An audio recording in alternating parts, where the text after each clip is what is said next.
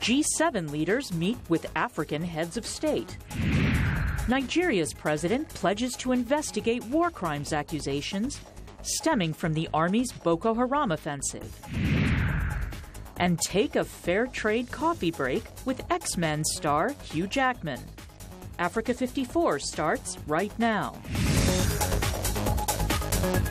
Good evening and welcome. I'm Vincent Makori. This is Africa 54. We begin in Germany, where G7 leaders met with heads of state and governments of African countries in Bavaria on Monday. The discussions, known as the G7 outreach meeting, took place as the summit entered its second and final day in the resort of Kroon in the German Alps. According to a news released by the host German government, the G7 want to support African countries in their efforts to reform, or rather their reform efforts, and thereby strengthen peace and security, growth and sustainable development in Africa. African and Middle East leaders, including from Nigeria, Senegal, Tunisia and Iraq, joined in the summit as part of an outreach group of non-G7 countries.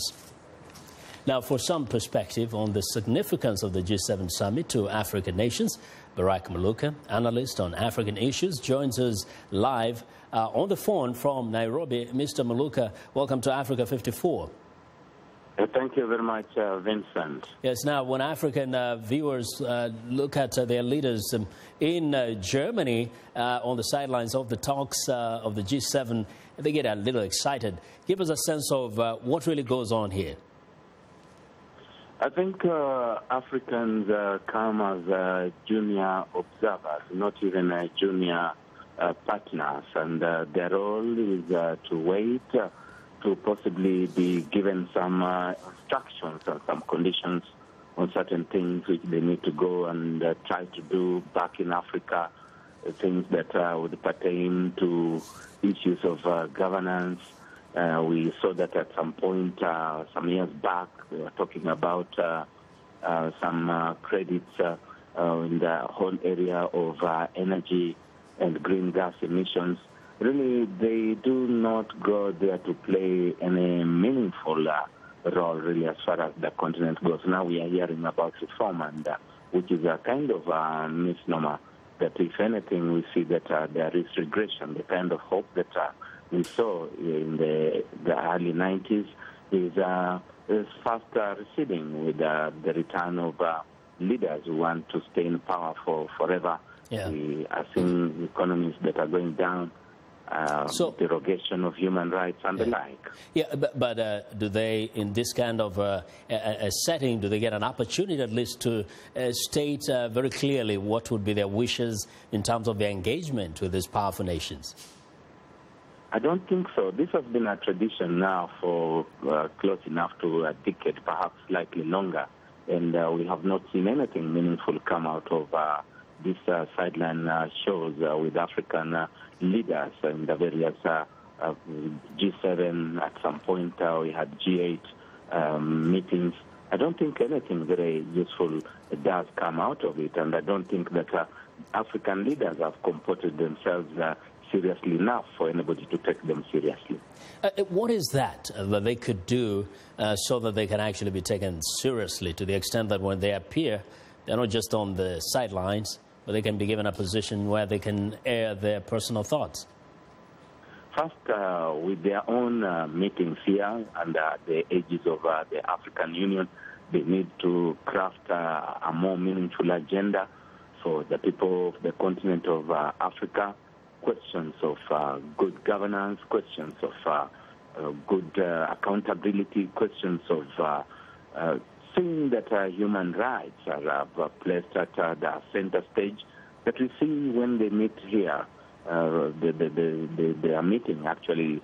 There's a ministers' meeting going on in South Africa just now. President Mugabe of Zimbabwe chairing an AU meeting in South Africa, and representing actually the worst of values that any leadership could provide, that you're saying that they assembled to talk about how to get out of the ICC and how to protect each other when they are not doing well. They need to start taking themselves seriously, come up with an economic agenda for Africa, come out with the things that dignify life in Africa, good leadership. Then now when they go to other forums and they're meeting the international community, so to speak, they have got an agenda that other people can respect. Instead of just appearing in forums where they wait on the sides, they don't even know what they're going to be told. They're waiting to be given some instructions. I think that kind of lowers the dignity of the African individual. Well, let's hope somebody's listening to you. Barak, thanks a lot for your insights today. Barak Maluka is an analyst on African issues who joined us live via phone from Nairobi, Kenya. Now, President Barack Obama says he and other leaders at the G7 summit in Germany are discussing what he says is a list of difficult challenges that include standing up to Russian aggression in Ukraine and violent extremism. VOA White House correspondent Luis Ramirez is traveling with the president and has this report from the site of the G7 summit in the Bavarian Alps of Germany. President Obama arrived at the summit with a long list of challenges to discuss with his G7 partners. After a warm welcome from German Chancellor Angela Merkel, the president laid out the work that lies ahead for leaders at the Schloss Elmo Spa Resort. So over the next 2 days in Schloss Elmo, we're going to discuss our shared future, a global economy that creates jobs and opportunity, maintaining a strong and prosperous European Union, forging new trade partnerships across the Atlantic, standing up to Russian aggression in Ukraine, combating threats from violent extremism to climate change. And on all these issues, we are very grateful for the partnership and leadership of your Chancellor, Angela Merkel. Mr. Obama comes to Germany amid lingering resentment over U.S. spying, and this meeting was meant to help heal what Chancellor Merkel said are occasional differences of opinion. With violence continuing to flare in Ukraine, President Obama is working to get European leaders to extend sanctions on Russia amid indications of a split on whether to do so. Global trade is formally at the top of the agenda. Mr. Obama is calling on Europe to work to resolve the Greek debt crisis. With Japan present, President Obama is also promoting his efforts to pass the Trans-Pacific Partnership, or TPP, a massive Pacific trade agreement being negotiated at the same time as a transatlantic agreement known as TTIP. Claude Barfield is a trade analyst with the American Enterprise Institute. The president will bring the European leaders up to date about the TPP. I think he'll spend more time on that. And then at the same time, assuring them that the United States is still committed to the U.S.-EU agreement, the TTIP agreement. Not far from the summit, demonstrators used balloons to make this more than a talk fest that produces hot air or empty statements. What they want, they said, is real action to address world poverty. Luis Ramirez, VOA News, at the G7 summit in Germany. Well, Nigeria's new president, Muhammadu Buhari, has vowed his government will leave no stone unturned in dealing with all cases of human rights abuses. A new Amnesty International report alleges widespread torture, abuse and killing of more than 8,000 prisoners during the military's offensive against the terror group Boko Haram. Henry Ridgwell reports from London. Now, a warning here, some of the images in this report may be disturbing. Amnesty International gathered dozens of brutal videos and images showing abuses apparently carried out by the Nigerian armed forces. The group interviewed more than 400 victims, eyewitnesses and senior members of the security forces.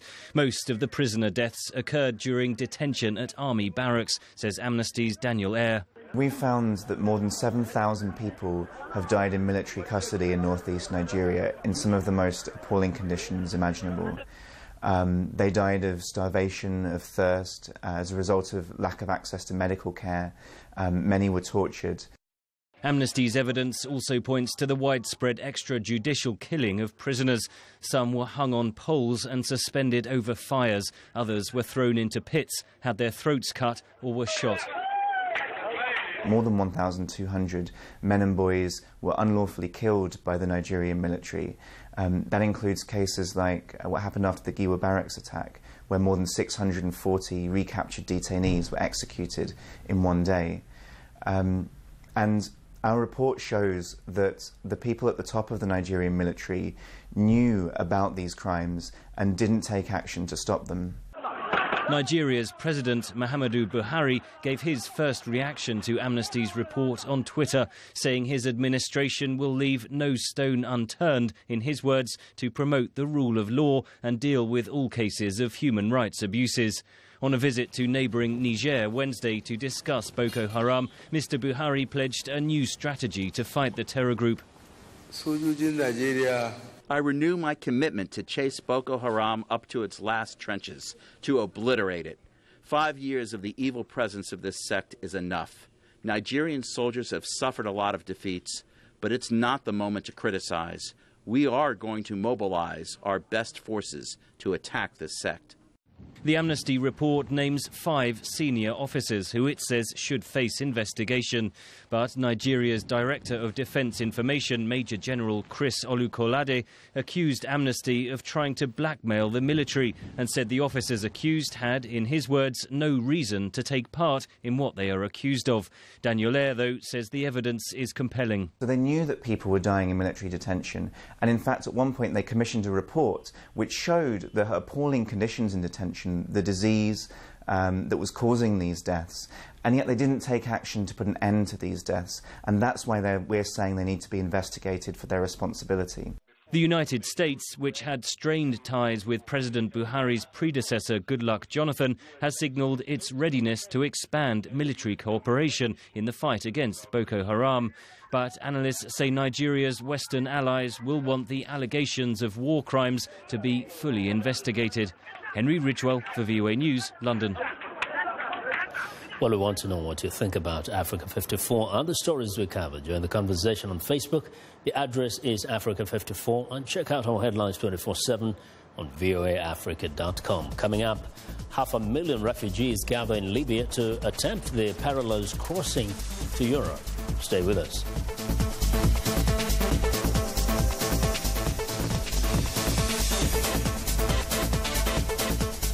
This is BizBeat. In 1988, Japan claimed to have 8 of the 10 largest companies in the world. Today, it has none in the top 20. It's already the world's oldest society, and by 2050, 44% of its population will be older than 60. Japan's shrinking workforce and its population, down by 250,000 people in 2014, will challenge its capacity to grow economically as more people are added to the country's pension and health care system. Barry Bosworth at the Brookings Institution says the Japan of today is the future for other countries such as Germany, the U.S., and even China. They will become economies where people have to learn to work longer than they've used to in the past. Despite its aging, Japan, well known for its efficiency, can boast the world's largest electronics industry and the 3rd largest auto industry and the 3rd largest economy. For VOA's BizBeat, I'm Philip Alexio.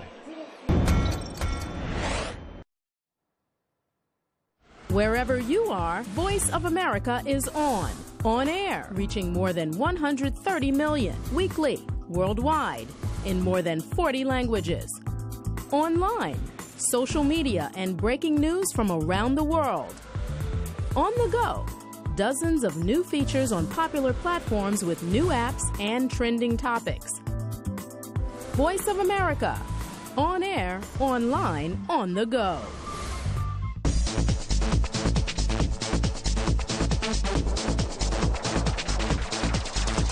Welcome back to Africa 54. Now, the tide of migrants and refugees risking the often deadly sea crossing to reach Europe from Africa is on the rise. The UN Refugee Agency estimates more than 1,800 have drowned so far this year. British officials say as many as 500,000 people are in Libya looking to cross the Mediterranean this summer in hopes of a better life in Europe. Over the weekend, an international rescue fleet plucked almost 5,900 migrants from rickety boats, making the perilous sea crossing from North Africa to Europe. The Italian Coast Guard, which coordinates rescue efforts from Rome, said British, Swedish, Spanish and Italian ships and a merchant vessel had all been called upon to go to the aid of 15 different boats on Sunday, rescuing 2,400 people in all. On Saturday, 3,500 migrants were rescued about 45 miles from the Libyan coast. Italy has sought relief from sheltering the migrants, asking other European Union members for help. Well, Iraqi Prime Minister Haider al-Abadi is due to meet Monday with U.S. President Barack Obama for the latest high-level talks on the battle against Islamic State militants. The talks on the sidelines of the G7 meeting in Germany come less than a week after Mr. Abadi appealed for more help from members of a U.S.-led coalition that has conducted nearly a year of airstrikes in support of the Iraqi military. U.S. and French officials gave Iraq a vote of confidence after those talks, saying real gains have been made, but also said more equipment and training are needed to bolster an Iraqi offensive to regain territory seized by the militants. The Islamic State group has targeted oil production sites in Iraq and Syria, using the revenue to fund its operations in both countries as militants face resistance from pro-government forces, Kurdish militias, Syrian rebels, and the U.S.-led airstrikes. Well, now, despite apparent gains by Islamic State fighters on the ground in Iraq and Syria, U.S. officials are standing by the president's strategy to degrade and ultimately destroy the terror group and its self-declared caliphate. The latest expression of that confidence is a new Islamic State body count, but the number is leading to more questions than answers. VOA's national security reporter Jeff Selden reports. Following consultations in Paris with anti-Islamic State partners, a confident U.S. assertion. Daesh now controls 25% less territory in Iraq than it did when this first started, and it has lost significant numbers of men and materiel. Deputy Secretary of State Anthony Blinken was even bolder, saying more than 10,000 Islamic State fighters have been killed since coalition operations began. That would seem to be a crippling blow, eliminating 30 to 45% of the Islamic State force, estimated by U.S. intelligence services at up to 32,000 fighters. But despite such losses, the Islamic State has found ways to push back, with key victories in Ramadi, Iraq, and Palmyra, Syria. This is just sort of one fact and figure, that this is certainly not the metric by how we judge the effectiveness of the military action. Just how the U.S. is getting a measure of its enemy has been cause for concern. Analyst Bill Roggio via Skype. The U.S. has grossly underestimated both the Islamic State's strength and its strategic ability.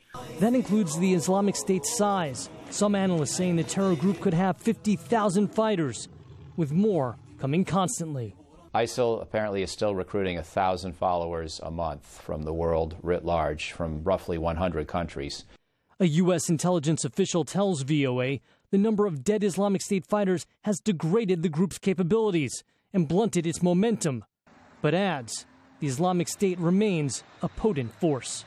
Jeff Selden, VOA News, Washington. Well, it's time now for a short break. Still to come on Africa 54, Hugh Jackman takes a coffee break with a new fair trade documentary. We'll be right back.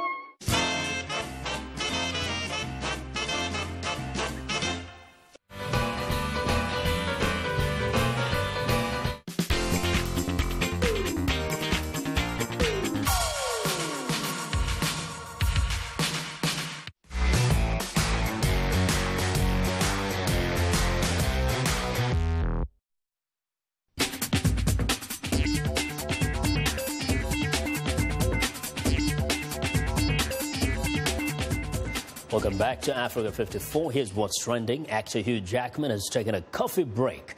Now, the X-Men star and his wife, actress and producer Deborah Lee Furness, unveiled their documentary Lucali's Dream in New York. The doc is about Jackman's friendship with a coffee grower whom he and his wife met on a trip to Ethiopia in 2009. The actor learned about Lucali's struggles as a small business owner and just how necessary it was to practice fair trade, where workers in developing countries get paid a decent amount. He hopes by sharing his story in Lucali's Dream, more people will become mindful consumers.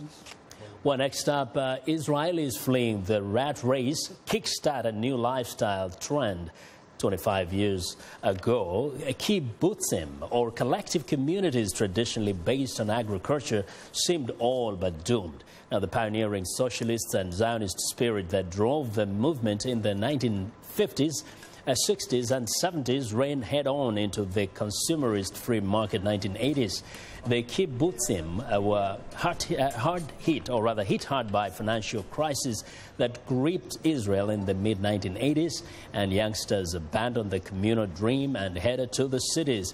Kibbutzim found themselves graying and failing, but the last few years have seen a surprising turnaround, with young families seeking to escape the high cost of living and alienation they find in cities for a cheaper rural lifestyle in a closely knit community. Well, and finally, exquisite bridal fashion from Pakistan. The collection showed off the rich fabrics, deep colors, and gorgeous needlework we've come to associate with Southern Asia wedding fashion. Now, designs were inspired by the royal daughters of the subcontinent, and it's envisioned the story of a Mughal queen. The looks infused chiffons and silks in rich jewels, stones with traditional embroidery techniques to create the look of a timeless bride. Now, the three-day extravaganza took place in Karachi, and that is what is trending today. Now, athletes from all around the globe are coming together next month for the 2015 Special Olympics World Games in Los Angeles. Athletes from more than 170 countries will compete from July 25th to August the 2nd. But this year's Games will be a graduation of sorts for an organization that served young people with disabilities for nearly 50 years. VOA's John Walker has a preview.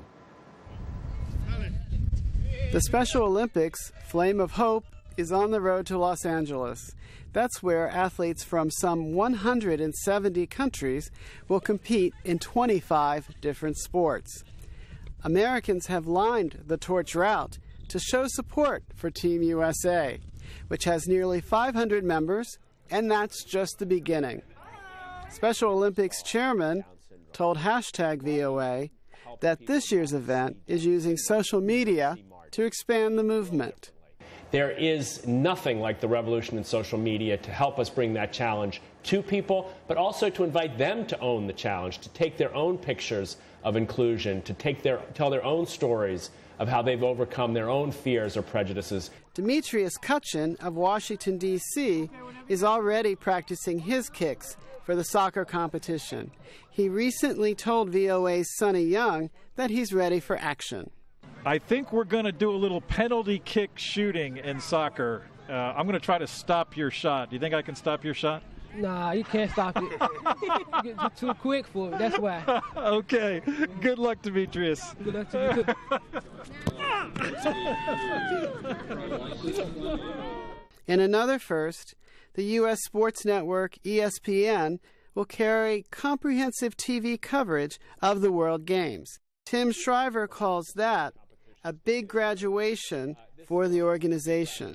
We are getting out of the idea that Special Olympics is just cute or nice or sweet, and we're finding ourselves on the network that features sports as courageous and brave and skillful, dramatic, challenging, and in so many ways captivating. Already, some 5 million athletes compete in at least one Special Olympics event each year.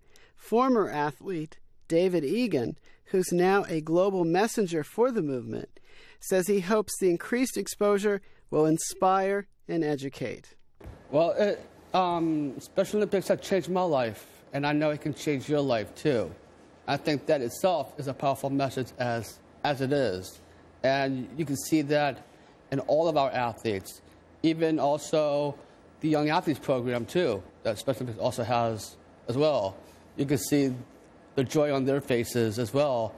And so it's for Special Olympics is for all ages and all abilities. So it's really great to see that power being shown and have them being viewed around the world as a great example of how they can be contributing members of society. The 2015 World Games begin on July 25th and end on August 2nd. John Walker, VOA News.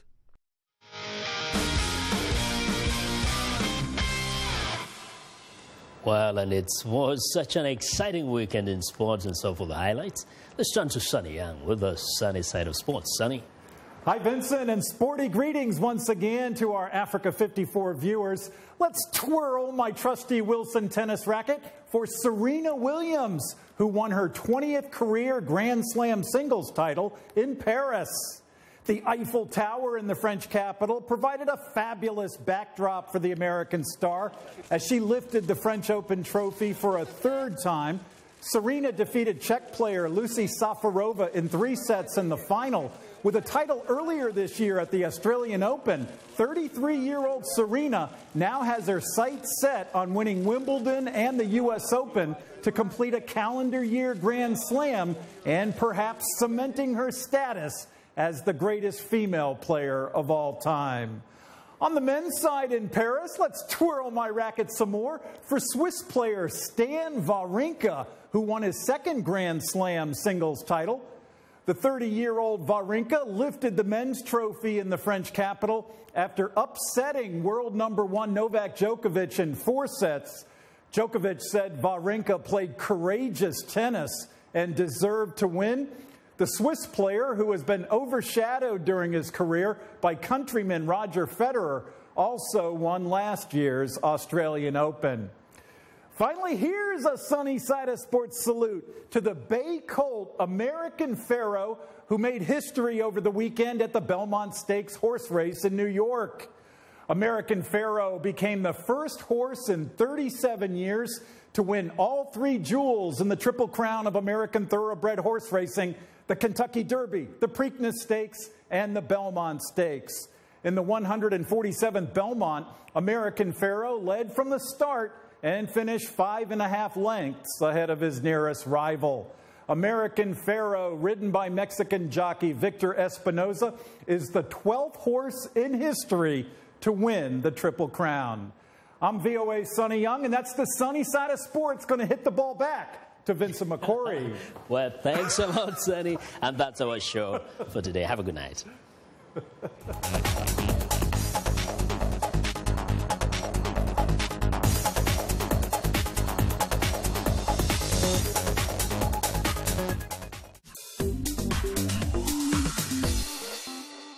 Welcome to English in a Minute.